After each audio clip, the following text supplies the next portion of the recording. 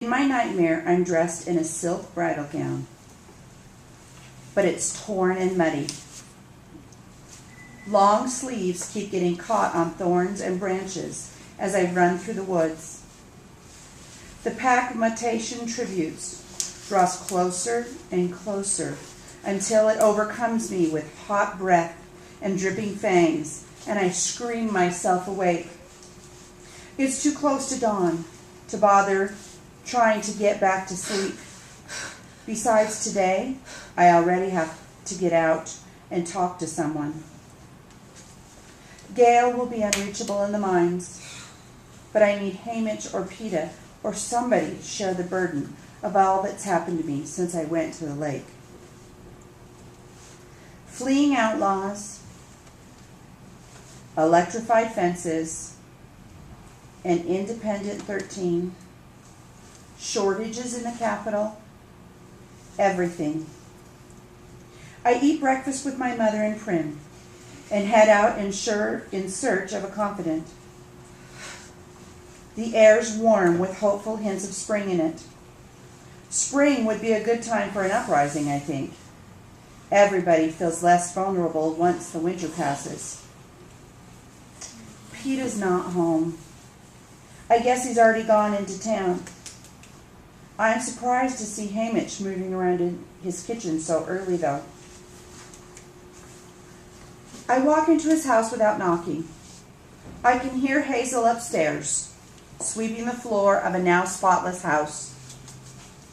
Hazel isn't flat out drunk, but he doesn't look too steady either.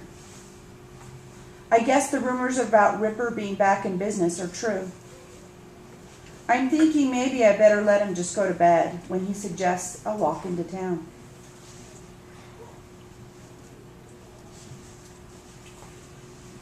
Hamish and I can speak a kind of shorthand now. In a few minutes, I've updated him, and he's told me about the rumors of uprisings in District 7 and 11 as well.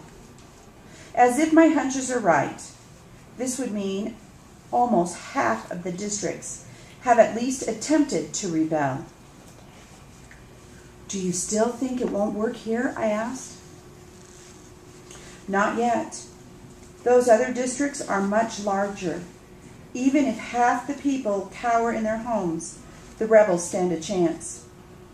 Here, in District 12, it's got to be all of us or nothing, he says. I hadn't thought of that. How we lacked strength in numbers. But maybe at some point, I insist. Maybe, but we're small. We're weak, and we don't develop nuclear weapons, said Hamish, with a touch of sarcasm. He didn't get too excited over my District 13 story. What do you think they'll do, Hamish, to the districts that are rebelling? I asked. Well, you've heard what they did in 8. You've seen what they did here. And that was without provocation, says Hamish. If things really get out of hand, I think they'll have no problem killing off another district. Same as they did 13. Make an example of it, you know? So, do you think 13 was already destroyed? I mean, Bonnie and Twill were right about the footage of the Mockingjay, I say. Okay, but what does that prove? Nothing, really. There are plenty of reasons they could be using old footage. Probably it looks more impressive. It's a lot simpler, isn't it? Just to press a few buttons in the editing room, then to fly all the way out there and film it, he says. The idea that 13 has somehow rebounded and the Capitol is ignoring it, that sounds like a kind of rumor desperate people cling to. I know, I was just hoping, I say. Exactly. Because you're desperate, says Hamish. I don't argue because, of course, he's right. Prim comes home from school bubbling over with excitement. The teachers announced that there was a mandatory program tonight. I think it's going to be your photo shoot. It can't be, Prim. They only did the pictures yesterday, I tell her. Well, that's what somebody heard, she said. I'm hoping she's wrong. I haven't had time to prepare Gail for this. Since the whipping, I've only seen him when he comes to my house for my mother to check how he's healing. He's often scheduled 7 days a week in the mine. And in the few minutes of privacy we've had, with me walking him back to town, I gather the rumblings of the uprising in 12 have been subdued by Thread's crackdown. He knows I'm not going to run. But he must also know that if we don't revolt in 12, I'm destined to be Peeta's bride. Seeing me lounging around in gorgeous gowns on his television, what can he do with that? When we gather around the television at 7:30, I discover Prim is right.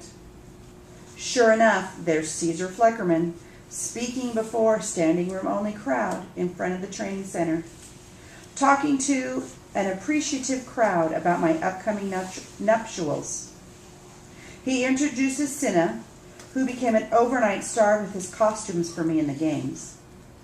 And after a minute of good-natured chit-chat, we're directed to turn our attention to the giant screen. I see how they could photograph me yesterday and present the special tonight. Initially, Cinna designed 24 wedding dresses. Since then, there have been the process of narrowing down the designs, creating the dresses, choosing the accessories. Apparently in the Capitol, there were opportunities to vote for your favorites at each stage. This all culminating with shots of me in front of the final 6 dresses, which I'm sure took no time at all to insert into the show. Each shot is met with a huge reaction from the crowd. People screaming and cheering for their favorites, booing the ones they don't like.